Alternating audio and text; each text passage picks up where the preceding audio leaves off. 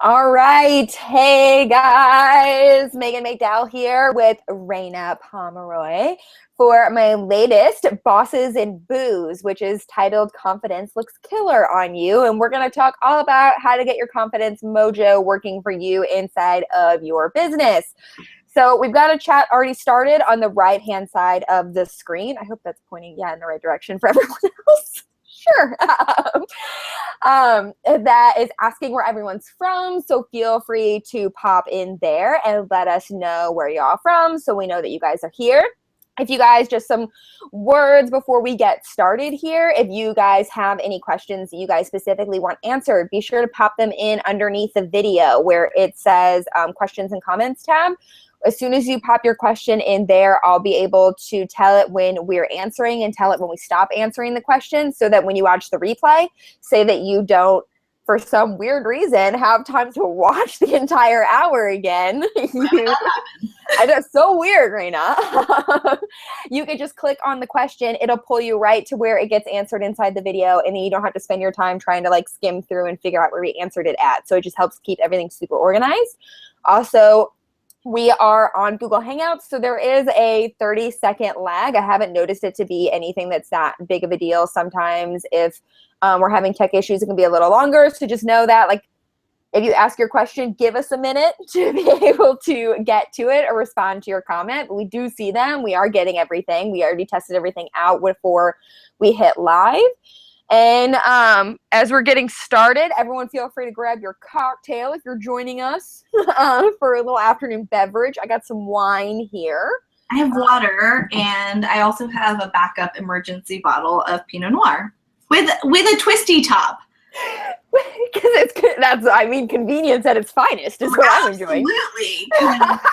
I can't be like, twisting it off, right? So, okay, let's just be real here. Hi, Natalie. Hi, Ashley. So it looks like we got lots of people joining us. Megan, Adrian, Bora, Jessica. Hi, Jess. Ooh, we got lots of people coming in here. Okay, wine at 12:30. Yes, please. Yes, Natalie. Wine at 12:30. That's how we roll. So, and it makes the training a little bit more casual, a little bit more entertaining while you guys learn about confidence while we talk. So I always feel like everyone does a much better job of introducing themselves than I feel like I do it justice. So Reina, please introduce yourself to everyone and tell us a little bit about your story, how you got from point A to point B, how this ended up kind of being your thing. Let's chat. Let's kick this off. Yeah, so thank you so much for having me. I think this is casual and fun, and it's just exactly what I love to do. Because let's be real, who loves to learn in like a really stuffy environment, right? So I'm Reina, and I run Reina & Co. I think a lot of the ladies that are in the chat I know from various places, so it's nice to meet you, or it's nice to see you again. But I run a life and business success coaching practice for creatives who are right-brained and heart-centered. So basically people who are constantly spinning their wheels, have a lot of ideas in their heads, but they really struggle with figuring out what's the most important thing, so that we like niche down and figure out what that thing is, so that you can start becoming the go-to expert in your industry. And that's just how I work with my clients. I have one-on-one coaching clients. I have a group coaching program, and I'm going to be running a mastermind too. Busy. Yeah, lots of fun stuff happening in the biz. Lots of amazing things happening in the business. So let's, look, there's Samantha in here. Oh, they keep coming in. They keep coming in. Great. Jessica, hey ladies, best pair up ever. Great. I love that Jessica's in here. That's making my afternoon. So let's get into it when it comes to confidence. Because I am noticing all over, we're big in Facebook groups. You have a Facebook group, I have a Facebook group. We're pretty active in other Facebook groups, especially like savvy business owners and stuff like that. Where do you feel like this lack of confidence is stemming from? Because I'm starting to notice it more and more in people who pop up and asking questions. I love that they're asking questions, because then we can kind of get to the nitty gritty of what it is that's really going on. But what's your opinion on where it's rooted? Yeah, so before I answer that, which, I love that question, but can we ask the audience what they are like troubled by with their confidence, or what they struggle with? Can I ask them that? Yes. You can ask them whatever you want right now. Yeah, I think I just want to hear when you feel like your confidence is wavering, what's happening? Is it when you're launching something? Is it when you're looking to close a deal with a client? I just really want to hear what's happening kind of in your mindset as we're talking about this. So as we wait for the lag of Google Hangouts, first of all, my background is actually in mental health. So I started as a social worker. So I have that in my past, and I really love to look at people's confidence from the point of anxiety. So typically what happens when we're less confident is that there's something in us that makes us a little bit of, like, it gives us physical anxiety.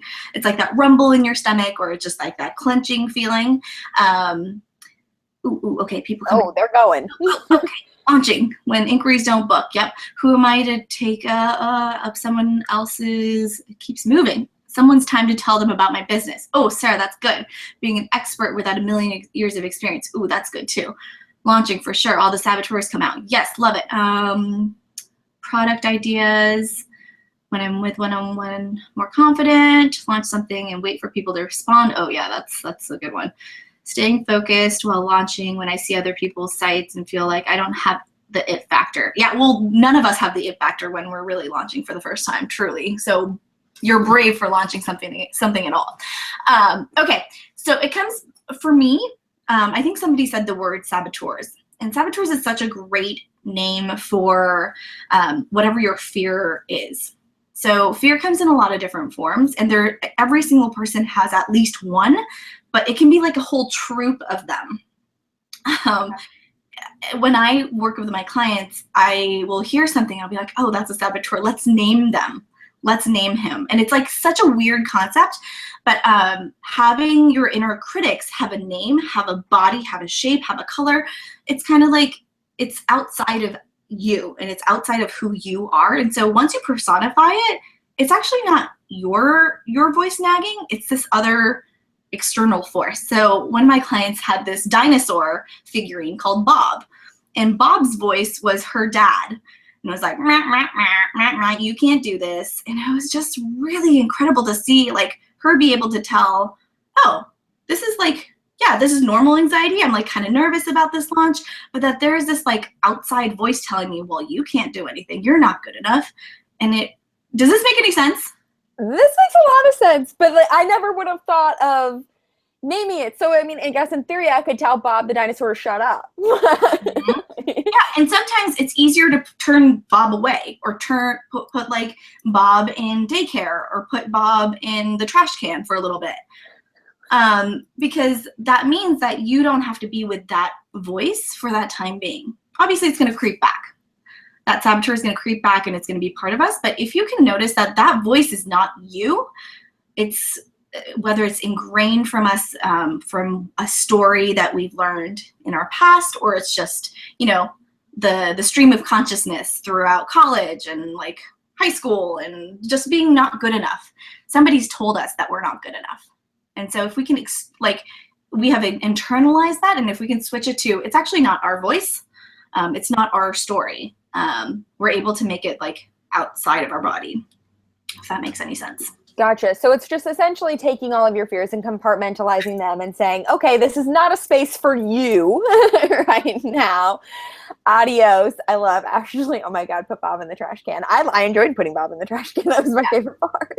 Put Bob in the trash can. So another thing that I really love, this might take a little bit of explaining, but fear is also, so some people say like punch fear in the face. That's something I hear a lot, right? Bust through fear and all of that stuff. Mm-hmm. But I think fear's main purpose is to keep us safe so that we don't get mauled by a bear. Okay. That's fear's main purpose. That was why we have it. And for whatever reason, we have kind of overridden all of the situations into this, I'm going to get mauled by a bear situation. I'm going to get hit by a car situation where our lives are in danger. So launching a course, you're not going to die launching a course, right? But for some reason, our bodies have internalized this narrative of this is really scary, I've never done this before, to I'm gonna die. And therefore, it makes us like a little bit more paralyzed than we should be. And so instead of saying, okay, kick fear in the face, you can step back and say, hey, I really appreciate that you're doing your job, but I'm actually really safe. I'm totally fine. It's kind of like your grandma who's trying to teach you how to date in the 21st century. Like you're trying to go on like, an online dating site, but she's saying, no, you should meet your friend in church or in, whatever social community that is not really relevant to you now. Does this make any sense? Yes. Rambling about grandmas and dinosaurs and stuff like that.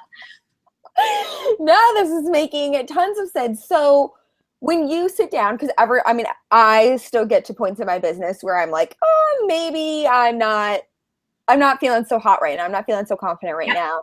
And even though like I've been able to kind of coach myself through it. So how do you coach yourself through it? Like who are these external personalities for you? And how do you kind of acknowledge that? I like that thought process that they are there to keep us safe. So how do you acknowledge then that they're there to keep you safe, but hey, I need you to go hang out in a different room for a little while with the trash can or wherever? Yeah, so mine aren't necessarily like, meh, meh, meh. Mine are more just like, they're very subtle. So I have a couple different ones. One is called the dust bunnies. They're just kind of like there and they're tucked away in a corner, but they're really ugly and they just make your house a mess, right? And they're the ones that kind of creep up, and if you don't do anything about them, they start piling up, and they're like constantly there. It's like those fuzz balls. If you have dogs or cats, you probably have like those like balls in the corner. It's kind of like that. If you don't vacuum them, they're going to keep coming up. And so for me, if I don't deal with them, they like keep building up. And then when that important thing is really present in my life, it's so overwhelming. It's really, really scary. And so if you keep doing things that are a little bit scarier, each time you need to make a bigger decision, it's like clearing out those dust bunnies. So okay. Does that make sense? Gotcha. Okay. So it's just continuing to kind of make those small increments that gradually clears out those little voices that are kind of telling you, no, maybe this isn't what you should be doing right now. Yep. I am loving that. There was someone's in here that I wanted you to specifically talk about. Who am I to take up someone's time to tell them about my business? Oh, girl. Okay. Let's talk about that. So I think that when we are business owners, first and foremost, we have to take ourselves seriously. I don't know if you were like this or if any of you were like this, but you probably started this business because you're good at whatever it is that you do. And so maybe you gave your services away, or you wanted to, be of service to somebody, and maybe you did a lot of this for free. So you have to really take yourself seriously as a business before you can sell it to anybody. And then the second mindset shift I think that might help for you is to remember that when you sell something, as long as you truly believe in it, like we were just saying, if you truly believe in it, you're able to help people. By selling something, you're able to help people.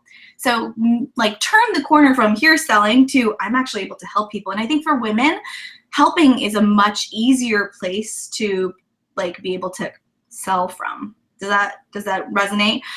To be able to say, okay, this is really what I know, that this is what you need in your business, in your life, whatever service you're providing, and saying, I am able to get you this result. I am able to make you feel this way. And that's what selling my services means. So Sarah, I think if you can like go from, I think it was Sarah, right? Yes. To be able to go from, I have to sell you this thing, like car salesman, to I really want to be able to help you, and making sure that it is a good match. If it is a good match and you're confident of that, if you feel good about that, then it's not going to feel like selling. Selling is helping. Selling is helping. Found that it helped to be able to say, I can help you feel this way. I can help you do this. I can help you do that. And sometimes it's just a matter, Sarah, of just rephrasing the language that you're using, just so that it feels less sleazy, cheesy, I guess. That seems to be the biggest problem around selling. So sometimes it's just changing the language to say, like, I'm helping you do this. Like, I'm not trying to sell you this. I'm not trying to force this on you. Yep. I am just trying to help you achieve this end result that you really want, because it's the benefit that matters the most in the end anyway. This transformation you're going to help someone achieve, more so than the individual features of whatever it is that you're putting out there. Yeah. And I think too, a lot of people struggle with this when they're high end, like if they have a really high-end service, maybe like a wedding planner, or if they have a product-based business. So Adrienne and Love, I want to hear from you about what you guys are thinking, is that, you know, sometimes helping doesn't really resonate. Think about what the result is that you want to create for your customers and clients, and to be able to say, okay, this is what I want my clients to feel at the end of the day. So if you can shift your focus to that instead of, rather than like, this is how I'm fixing your issues, because Love, you're not fixing somebody's issues. You are providing, it is a service in that you're giving them joy in some way, but whatever the result that you want to create for your customers who buy your products is really important to consider. Because what you're going to create with your art is going to be completely different if joy was the end result versus like, I want them to feel normal because I'm creating, you know, something that might make them feel, I don't know. I think there's lots of brands that do things differently. So consider what you want your art to portray. Yes. And Alicia had another one that really struck me when she said, staying focused while launching when I see other people's sites and feeling like I don't have the it factor like others do. And I know this is something that you and I talked about before we went live. So I'm really excited to hear what you have to say about this one. Well, you talk first because I think you had really good insight about it, and I'll chime in. Okay. I'll interview you. This is going to turn out to be the best Bosses and Booze ever. So Alicia, what I would say is that the lack of confidence that actually surrounds that is based in spending time looking at everyone else's stuff, that everyone else has their own target market, everyone else has their own audience, everyone else has their own singular person that they're talking to. Like, you know, Stephen King does not write his books for everyone. He writes his books for literally just his wife. And if his wife likes them, that's when they get published or when they don't get published. If his wife, he's done interviews before where his wife has told him, I don't like this book, like, what is this? and they don't make it anywhere.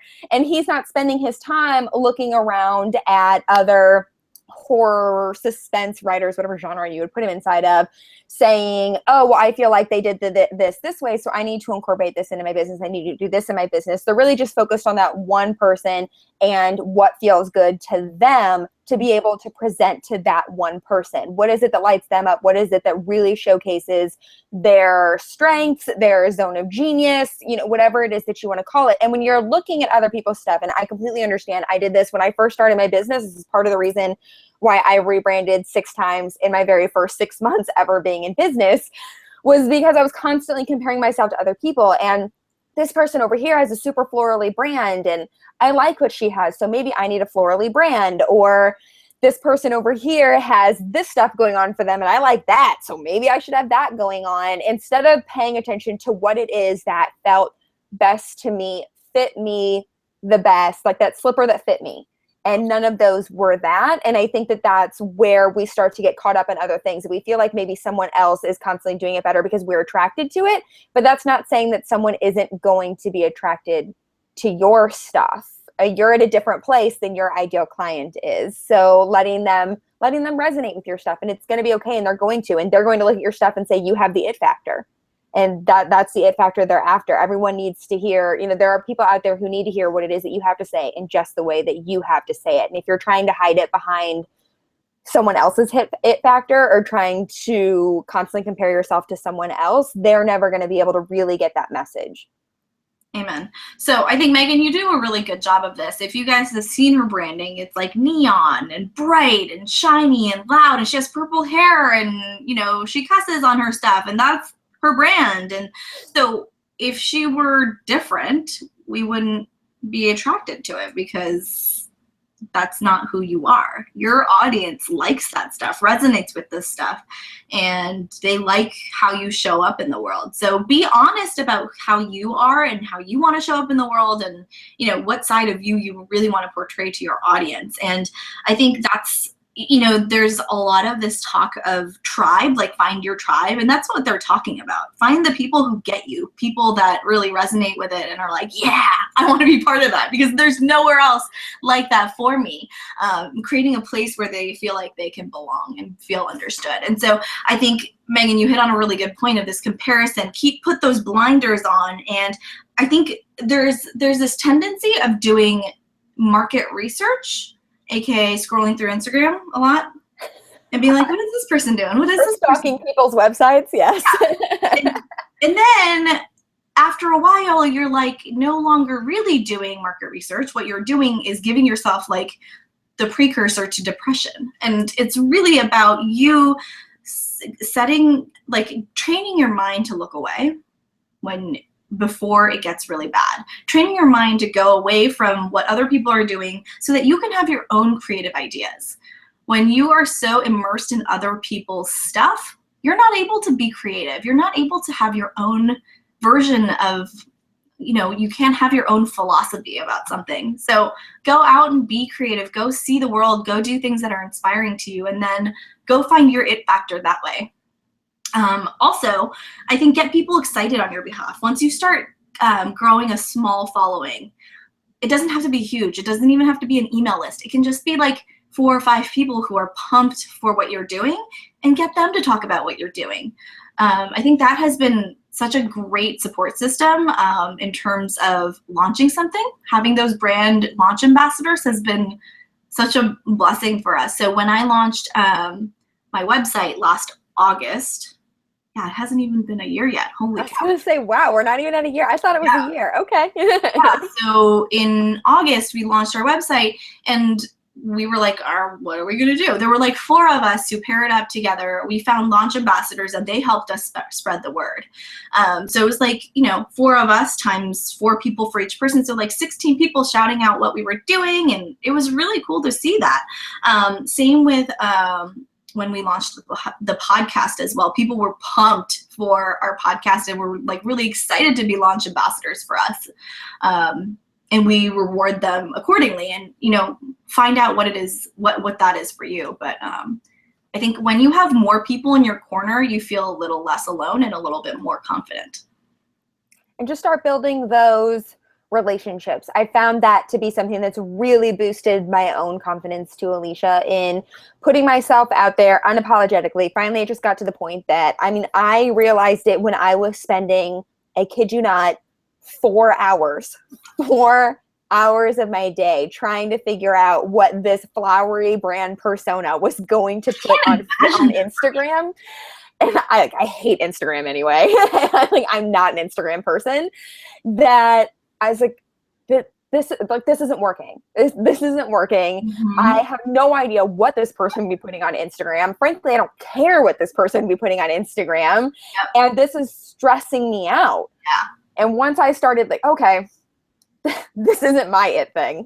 What is going to be my it thing? What is it everyone keeps telling me they love about me? And it was going around having those conversations with people who I already knew. I had built up like coffee connections with, or family members or acquaintances, friends that I had in real life. And what are those things that, like, when you think of Megan, come to the top of your mind? And I'm sure you all at this point realize probably what some of those words were. But then it was, how can I just be more of this and just own this and stop trying to live up to someone else's expectations? And as soon as that happened, I started to get more and more people in my corner. And once I got more of those people in my corner and I started to connect with them and build even those deeper connections and those deeper relationships with them, it's helped tremendously. Those sneaky little negative Nancy voices we were talking about at the beginning come in so much less than they did before. When I felt like at the beginning, they were there with me every minute of every single day. Yeah, because you probably felt like you had a mask on when you had that flowery brand, right? Like it wasn't truly you, so you had to play that part, or feel like you were an actress in that part, and it wasn't truly you. So it felt like, what if I get found out? So that imposter syndrome stuff really plays in when you're not bringing your authentic self. I think somebody that does this so well is Samantha, who's in the chat. She shows up as herself every time. And if you guys haven't checked her out, go check out her website. I don't know if she's still here, but Samantha, if you're here, please comment with your website. I think you do a really good job of that. So find your own truth, figure, that's such a a life coachy thing for me to say, but find your truth, what it is that you really want to speak to the world, how you want to show up in the world, and how do you want people to remember you? If people were to describe my brand, it would be probably like in the neighborhood of like 10 to 20 words. Like for you too, it would be in the same neighborhood of 10 to 20 words. And I think spending some time reflecting on how you want people to see your brand or yourself, rather than kind of asking people first what they are getting from you, will be helpful to see. Yeah, I think it'll help you show up that way more. So thinking about spending white space time in your life and saying, okay, how do I want to be seen? How do I want to be remembered? When people think of me, what are the words that would come up? And what are they going to think? And then going to your people, like Meghan said, and asking those things and see what the disconnect is, or see what the similarities are, and build on that. Yes, I like that idea of seeing what the disconnect is, because you might not be as self-aware as you want to be or as you need to be, or that maybe what you're putting out there, and that can help you kind of figure out, oh, well, maybe I need to adjust something a little bit here. Natalie also said something really interesting of, she feels lack of confidence around being an expert without a million years of experience. And I hear this one Love this all the time. I love that. So first of all, I think you just have to own, like what you said in your second comment, Natalie, like you have to own it. Do your thing and do it well. As long as you are doing your thing and doing it well, and you're head and shoulders above your quote unquote competition in the cool thing that you are doing, I don't think it matters. I don't think it matters that you haven't had millions of years of experience. Let's be honest here. I started my business April 1st, 2015, a year ago. And the fact that we're having this conversation and there's like however many people watching this, that's nuts to me. You know, I don't feel like a total expert. I say crazy things like, you know, grandma is telling you how to date. Like, and I think it still means something because your audience needs to hear what you have to say. Your audience has to get where you're coming from, and they want to hear from you. So yeah, I think you should know more and be an expert in that way. But if it doesn't have to be in the way of, you know, like you have to know all of the things about this one particular thing in order to be an expert. We're not trying to get you to become a Nobel laureate right now, right? And so, I mean, that'd be nice. I mean, it can be nice. Nobel Peace Prize, please, great. But yeah, you just really have to prepare yourself for what's next, but also be able to empathize with your clients. I think you probably have seen somebody who's like way ahead of you in business, and they're like trying to give you feedback, and they can't even remember where you are. They can't remember what the struggles were that you're experiencing right now. And I think that's really frustrating. So seeing people who are just ahead of you can actually be a little bit more insightful. Yes, I think that sometimes we lose track in realizing that, like Samantha said over in the chat, you only need to be a couple steps ahead of your client. You don't have to be at chapter 50 when they're at chapter 1. It doesn't have to be that way. You can be at chapter 2 instead of chapter 0. You know, I was having a conversation with a friend the other day, and I was telling her, you know, I really think that you could offer your VA services up, because I trust you to know how to do my design. I trust you to know how to do all of these other things. And she goes, I don't know that I would feel comfortable or confident charging anyone doing that, because I've only taken intro level classes in InDesign, Photoshop, and Illustrator. And I said, well, yeah, but that's one more class than some of these other people I've met up with have taken. And that's sometimes all you need just to get going and to be able to empathize. Size? Yeah. With your client. That's all you need. And so you don't have to feel like you're going into it. You have to be the expert and you have to have all the answers. And I remember asking this exact question to my coach when I first got started, and her saying, well, what's your biggest fear around, you know, not having a coach anymore? Because we were in an in-between period. And I said, what happens if I don't know the answer? Like, what happens if they ask me something that I can't answer? And she goes, well, what have I responded to you with if I haven't known the answer? And I said, well, I don't know. I guess like I don't know the answer to that. And she goes, exactly. She goes, are you expecting me to have all the answers to every little thing that you could possibly ask me on the planet? And I said, well, I guess not. She goes, exactly. She goes, I'm not the end all be all master of the universe. She goes, you're not going to either. And as long as you have the answers for what you feel like you're best at, that's really all that matters. You don't have to be the genius expert in absolutely everything, or even in just that one area. You just need to know enough to be able to teach someone else what it is that they don't know. Yep. That's it. And I think also too, if you're providing a service like VA services, it might not be that you're truly an expert in like their business, but you are an expert at helping people streamline stuff. You're an expert at helping them unclutter their email, or, you know, saving them time. That's what you're an expert at.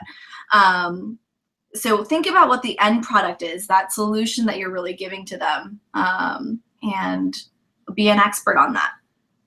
Oh, what did Adrian say? Adrian said, I have a hard time talking about myself and my business to other people. It feels so weird.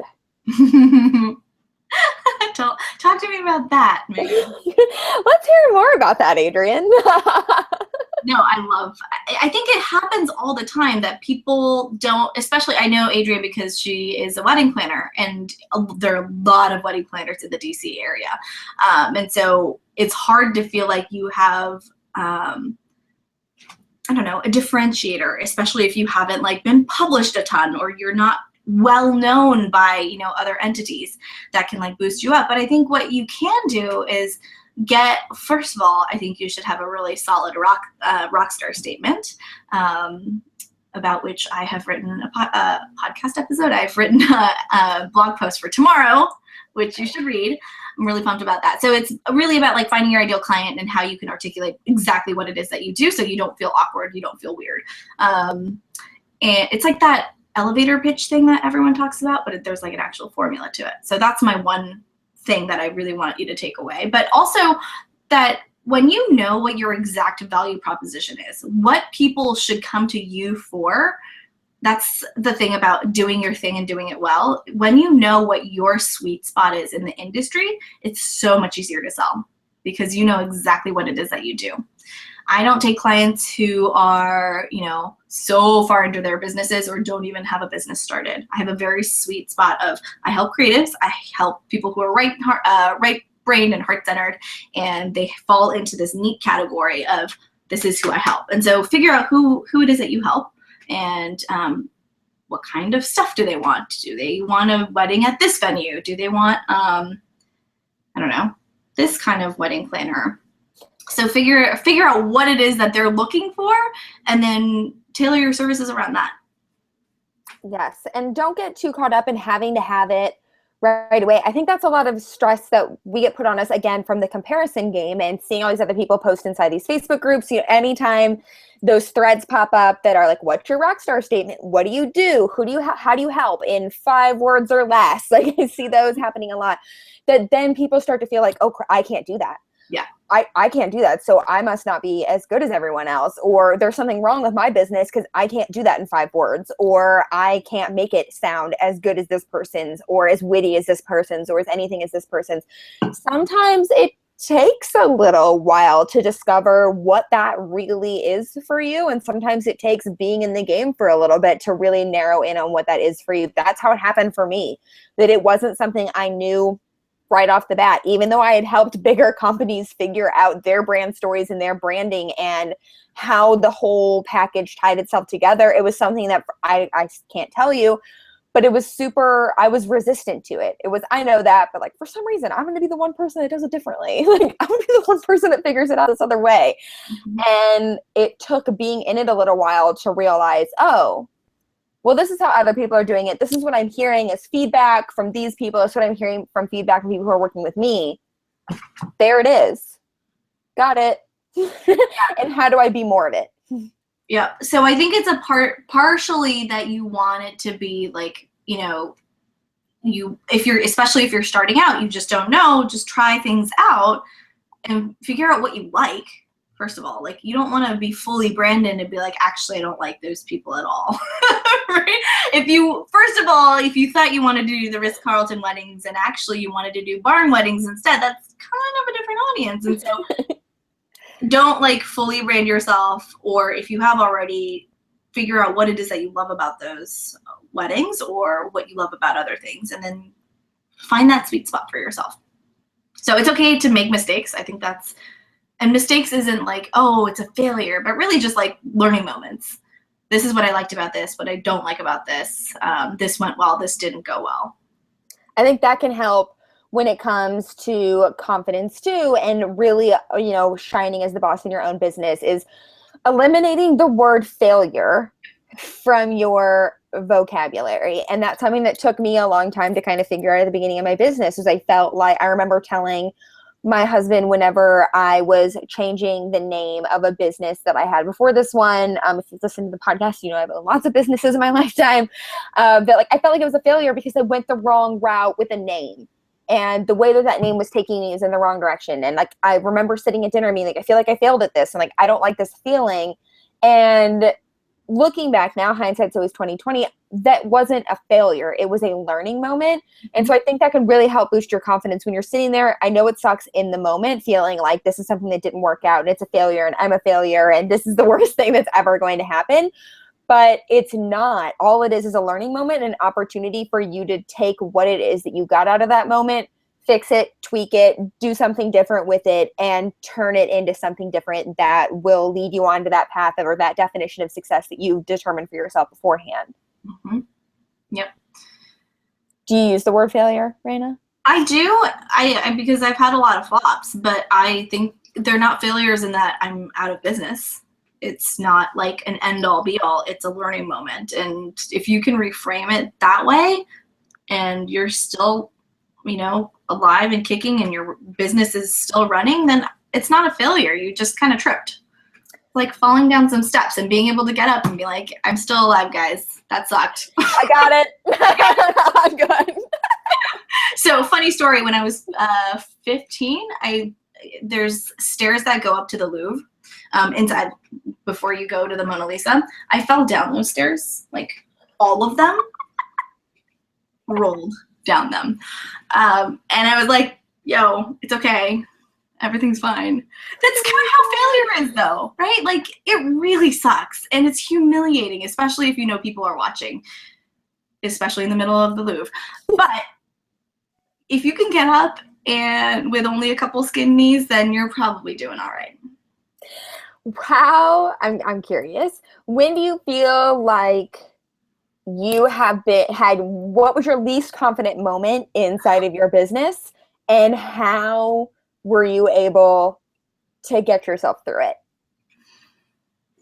Oh, that's hard. Okay, so many. I feel like anytime I think that I have a cool idea, trying to figure out like how I'm going to fill that program or how I'm going to sell it to somebody. That's probably the most nerve-wracking thing. And then the second part is whether or not I'm going to reach out to an influencer or pitch myself and put myself out there in a bigger way than I've ever done before. That's freaky. That's really, really hard. But I think as you practice, those bigger things feel a little bit less scary. I think the launching thing's never going to go away because you care too much. I care too much about how it's going to go. So I empathize with all of you launch feelers out there that are like, I don't love launching. I don't either. But I think when I think about, all the failures that I've had or all the things that I've tried to put out there that haven't really taken off, I have a lot of, give myself a lot of grace because I say, okay, well, I tried this thing and it really didn't take off, but at least I didn't spend a ton of time creating it before I launched it, because I always pre-validate stuff. And this is something I would recommend you do too if you're trying to launch something under your business, is that ask people who would be your audience, who would be your buyers, whether or not they would buy your product. Don't create something in the dark and ask them after you've spent time making it to buy it. That's, I think, the biggest thing I've learned in the first 6 months of my business. Like, don't put something out and like expect people to be jazzed about it, because you're going to be launching to crickets. Yes. Yes, your expectations will be shattered. Than having real conversations with real people. And I stress this when it comes to figure out ideal clients too all the time. Real conversations with real people is going to be the best way to get solid advice that you can make solid business decisions off of. And the pre-validating is a really important part. That I am a launch person. I am the one that like feels so unconfident around launches, especially when it comes to like writing down the numbers and saying, okay, this is how much I want to make. This is how many people I need to sell it to. And then there's always that moment of like, oh, can I hit that? Maybe. Oh, I don't know. It's like an internal battle. It has nothing to do with anyone else, right? Right. It comes in, it's no one else. It's just all of a sudden, instantly, there's that voice that says, well, maybe you need to lower it a little bit. Like maybe you need to adjust that a little bit. Maybe you need to make your expectations a little bit more realistic, if that's the word we're looking for. This is hitting on a really interesting topic about confidence too. Keep talking. Sorry. Is it realistic or not? And I've now gotten to the point when I first started out, it was always, oh, well, maybe I do need to knock myself down a few pegs. Like maybe I do need to realize like maybe I am really just down here. I'm not up here. And now I've kind of gotten to the point where it's, what's the worst that's going to happen? If I don't hit it, I'm not going to die tomorrow. I'm not going to be homeless. I'm not going to, like, really, what's the worst that's going to happen? Okay, I'm just not going to hit that number. I'll be okay. Okay, I can be okay with that. I can live with that. All right, let's get this party going. Yeah, but you do everything in your power to hit that number, right? Whatever you can do to control it, you get closer and closer to that every sale that you make. One thing that was really I think it hit a nerve with me when you said, like setting that goal, is because sometimes we have a number goal in our head, and you will self-sabotage yourself. This typically happens with women who are creating an estimate for a client or like a custom package for a client. And we'll put, like, say for instance, you're thinking, okay, it's gonna be $1,800, but instead of $1,800, you meet with the client and then you actually say $1,500 because like what? You look like a nice person, so I'm gonna give you $300 off my services? Has that ever happened to anybody? Like you have had a number in your head, this is what my time's worth, this is what the work is going to be valued at, and then you give them a freaking discount for no apparent reason because you're scared that they're going to say no to $300 more when they probably would have paid $2,000, right? And so I think there's so Jessica, maybe. And so push yourself to be really present with that number and say, okay, why is this number important? What does it allow me to do? What does it allow me to do in my life, my business, whatever? And to say that number. So for me, my practice was being on the phone and asking for this number. So I actually had to write it down. I was like, okay, 1,800, write it down. Can't say any other number than that. And it was like a script. You train yourself to do it and you become better at it. And you become more confident as people say yes to you. And if they say no to you, it's just not the right fit for them because your time is valued at that price and they can't say yes right now. Don't lower it for anyone. So let's bring this around to leveraging your newfound confidence in your business. And how do you feel like you have been able to, what do you feel like you've been able to achieve as you've been able to clear out the dust bunnies, as you've been able to recognize those areas of self-sabotage when it comes to being confident in your business? What has that helped you achieve then in your business? Because once they find their confidence, then now it seems like every possibility is open. I think with every new frontier, there's a little bit of dust bunny action happening in my world. Let's be real. But what I will say is that at every step in, so if we're going with the stair analogy again, at every step, there's like a little bit of a new pain in that game. But I think there's also, you look back and that thing that was scary is no longer that scary. And so if you keep stepping up and making those scary kind of decisions, you can look back and say, oh, that wasn't so bad. That wasn't so bad. And so what is it right now that's scaring the crap out of you? And then doing it anyway.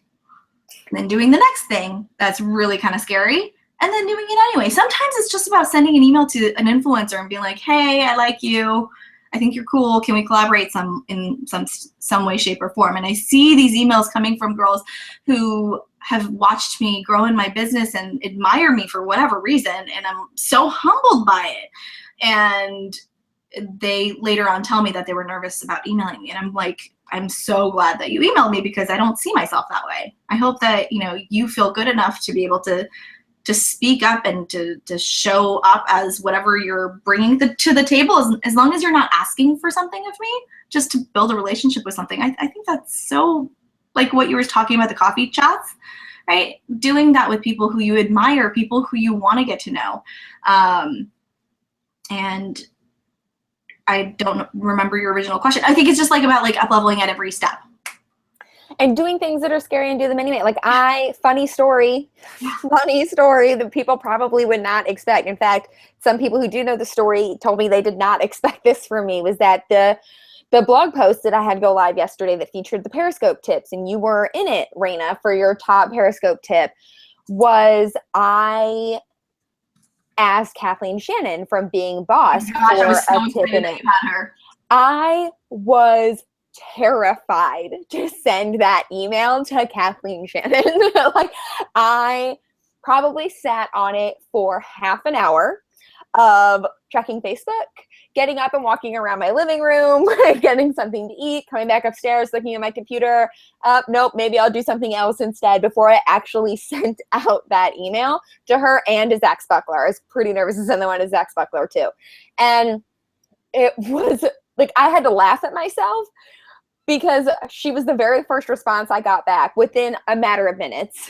And it had a tip in it. And it was like, and if you need anything else from me, like, great, let me know. Love you. And like, I started laughing at myself, like, God, what was I so afraid of? Like, what did I honestly think was going to happen there? Yeah. And it's that saying that I see all the time posted in like meme form on Facebook of, you know, everything that you want is outside of that little circle that is your comfort zone. And that's because you haven't done it yet. That's because you haven't actually made it to that point yet. Yeah, you can want all of those things, but it's going to require things you haven't done yet to get it. That's why you don't have it yet.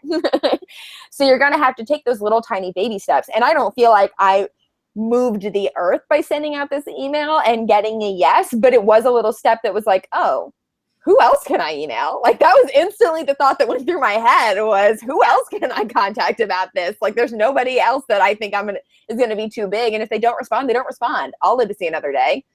Yeah. And I think too, if you go in with yes, I think it was great that you got a yes from that. But if you can do what the Tiffany Hahn method, have you guys heard of her? TiffanyHahn.com.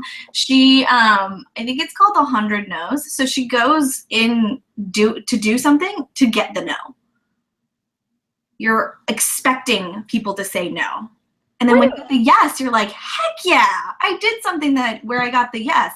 And you're not like positioning yourself as like, oh, I want to get the no necessarily, but you're putting yourself out there. You're constantly asking for the sale. You're constantly asking for the next connection, and go out and do that thing. That's genius. I never thought about it that way. Yeah. So like, if you're expecting to be disappointed, I mean, you don't want to be disappointed, but if you set that bar really low like that, when you get a yes from Kathleen Shannon, you're like, heck yeah, right? It boosts your confidence. And so I think it can be really, really good that way. Natalie, love that comment. And Danielle says, it took a lot to reach out, but afterwards it was pure relief. I think it's great to have people who you look up to, who you're like, yeah, I love being able to hear back from them, or I don't know. I mean, even when they respond and say, oh, I didn't have time, because that's what happened with Zach. He responded back like 2 weeks later. He's like, hey, I'm so sorry. I was on vacation. He's like, but if you have something else you think I'd be perfect for, shoot me an email. I'll be more than happy to participate. That's awesome. Okay. Exactly.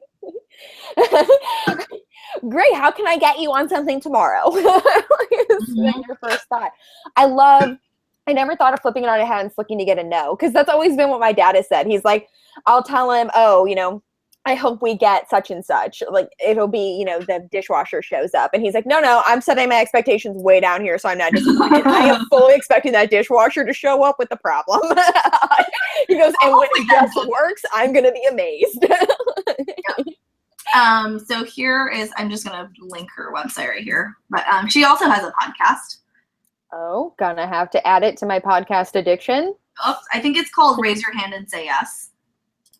Perfect. What did Love say? Yes, I was courageous enough to reach out for help for launching ambassadors. It felt so nice. I was like, oh, someone wants to work with me. LOL. Yeah, and when you get the yeses, it totally boosts your confidence. And then it boosts your confidence to take the next step, and it boosts your confidence to take the next step, and the next step, and the next step. And before you know it, you're hitting whatever it is you wanted to be hitting in your business. You're hitting those, you know, consistent income months, you know, booking consistent number of clients, booking out projects, booking out group coaching, whatever it is that you're kind of looking to hit. Next thing you know, that's inside your comfort zone, and you're like, oh, like, that's no problem. I can do that again next time. And something else is that thing that's outside of your comfort zone that you're having to build up to and be like, oh, yep, there's a yes. Great. I got it. Oh, there's a yes. Okay, great. Got it. Next step.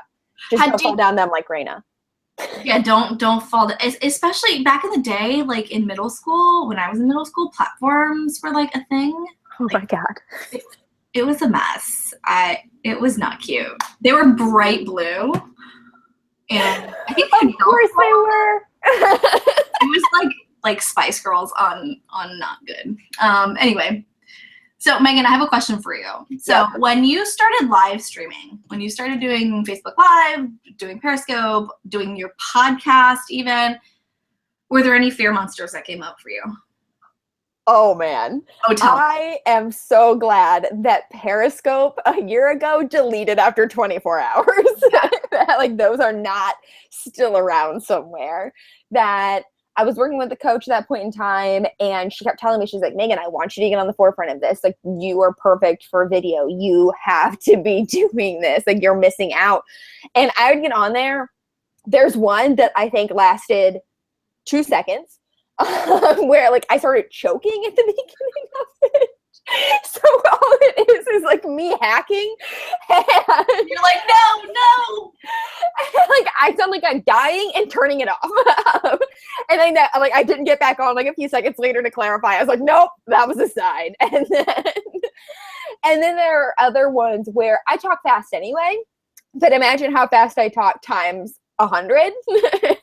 Where people, I'm sure, could not understand me. I was sweating profusely during it, and I was trying to keep it as short as humanly possible. And I'm pretty positive I was rambling, saying the same thing over and over and over again for a total of 2 minutes, and then just turning it off. It was awful. That it got to the point that I ended up just being like, okay, you know what? I'm going to have to figure this out at some point. I'm realizing that there's potential behind this. And I set up a challenge for myself. It was a 5-day challenge that I did for growing your list. And I decided, as I was typing up the emails for everything that was going to go out every day, I was like, you know what? Screw it. If I don't push myself out of my comfort zone to make this happen, I'm never going to do it. And I typed in the very first email, this is going to be a Periscope challenge. You'll need to get on live every day at this point in time to get the info. I'll send out a replay afterwards. Ooh. And I had to hold myself accountable to doing it every day for 5 days. It was a 5-day challenge. And it was crazy because the first day was rough. I'm not going to lie. The first day was rough. But by the time we got to Friday, I was doing Periscope videos outside with no makeup on. My hair was a hot mess, being like, all right, hey guys, what do you want to talk about today? Like, this is what we're going to cover. And it was all of a sudden no big deal. So it's like, I don't want anyone to thinking that like live streaming, like I've just been doing it all the time and it was no problem. Like, it was something that like was a real debilitating fear that, oh, it was rough. No, but I think that's the point. When you do something that scares you and it means something, right? Because we care about our audience. We care about the people who see us, and you want it to be good. And then you can't deliver on that, and it makes you really scared. So doing something that scares you and doing it anyway, as long as the end result after you practice and after you get good at it is what you want your audience to see, then try and try again. Because those people who want to see the behind the scenes, like I didn't know any of that, Meghan. So it's really fascinating to hear. But like, you see Meghan, you probably see Meghan on Periscope now, and you're like, she's so good at what she does. And yeah, we all have our moments. Love said, how do you get up from a failed launch? Oh, you do it again. You launch it again with a different spin. And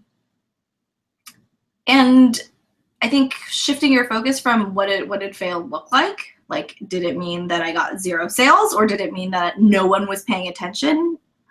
Or maybe I got a couple comments, but I didn't get a sale. I think all of those things, or maybe you got a couple sales, but it didn't feel like, you made enough to break even. All of those things could mean fail, but I think if you can shift your focus to how can I launch it again, and how can I make it more appealing for people? How can I make it so that it actually solves the problem for people?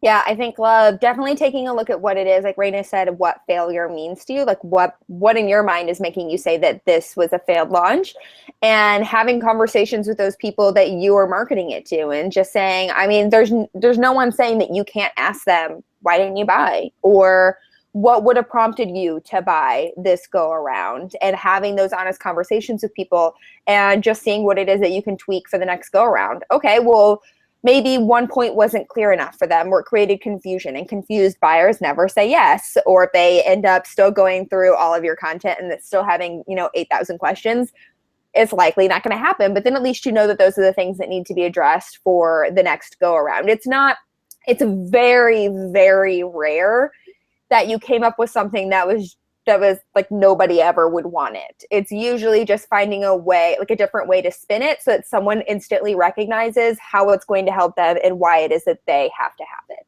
Love. So one thing I would recommend too is finding some of those people who are already in your corner, who have an audience, who might be willing to leverage their platform to help you out. So sometimes people call this influencer campaigns, but basically getting people who aren't paying attention to pay attention to you. So who are those people who you can be like, hey, can we partner on this? Or how can you make it so that you can use their audience to use. What am I trying to say, Meghan? So you want to be able to leverage the influencer's audience. So finding a way also, though, that will make it work for them. I've seen this done in ways really well. I've seen this done in some ways not so hot. And depending on the relationship that you have with them, will determine how it is that you guys can leverage each other's audiences. But going to someone who's in your corner and saying, hey, I know that you've got this audience, how can we figure something out here that will complement us both? Beautiful. I have a couple lined up collaborating with. Sweet. Fabulous. Sounds like you are on the right track then, love. Yep. Excuse me. Oh, it was probably the cutest hiccup I think I've ever heard. So we are right at an hour. Yep. So we don't want to take up anyone's else's time. We know that time is precious, and we've all got now those big things that we need to do outside of our comfort zone so that we can continue killing it inside of our business that we just learned about. So Reina, will you please tell everyone where they can find you, where they can stalk you online, how they can get more of you? Yep. So first of all, I want you to come in the chat and tell me what you're going to do. What's your commitment for how you're going to show up more confidently this week? You can find me on reinaandco.com. If you're not part of the Heart Center Biz Bosses Facebook community, go to reinaandco.com/join. And I also co-host a podcast called The Creative Empire Podcast. So come find us there. Christina Scalera, who Meghan loves, and I love to jam out with all kinds of creative leaders, and we love talking to them and picking their brains about all kinds of things. So today, our podcast episode that went live is about launching, so specifically about what we're talking about today.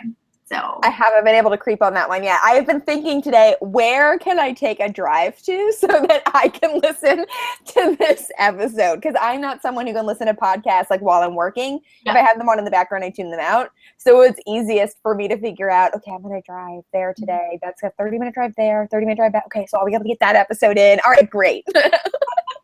That's funny. That's why I had to plan my podcast listening. That's awesome. Like, I do it when I'm walking around Target. And I do it while I'm walking my dog. Oh, both of them. Like, I never thought about just putting my headphones in while I'm in Target. Mm-hmm. Oh, I'm gonna have to start making that happen. Yep. If I'm power walking through Target, I like miss things that I would want to put in my cart, so it's actually helpful. Which is always the problem at Target. I always see things I didn't know I needed until I see them at Target. Someone posted a picture of the Being Boss group the other day of a vase that she said she got from Target, and I was like, now I need it. Yep. Awesome. Need it. All right, so how I am going to show up more confidently in my business this week is I am actually going to be reaching out to some influencers of my own for the Badass Bosspreneur Association membership site that's getting ready to launch. So I'm going to send out some of those emails that, even though I sent out that one to Kathleen Shannon, it was like, all right, who else can I email? They still seem a little scary. They still seem like I still feel not so confident with it. So I'm going to do that, push myself out of my comfort zone. And I am going to work on some new stuff that I was thinking when I first thought of the idea, like, who am I to create that? But after this nice 1 hour pep talk, it's why not me? Like, I'm going to do it and we're going to make it happen. And it's going to be awesome and it's going to be great. Love it. Awesome. Well, thank you so much for having me. I so appreciate you and just how casual and fun this was. No problem. Thank you so much for being willing to do this. Everyone, go check out Reina online through all the links that she provided. I'll be sure to recap all of them inside of the replay email that all of you guys will get. And we will see you guys next time. Bye, guys. Bye, y'all.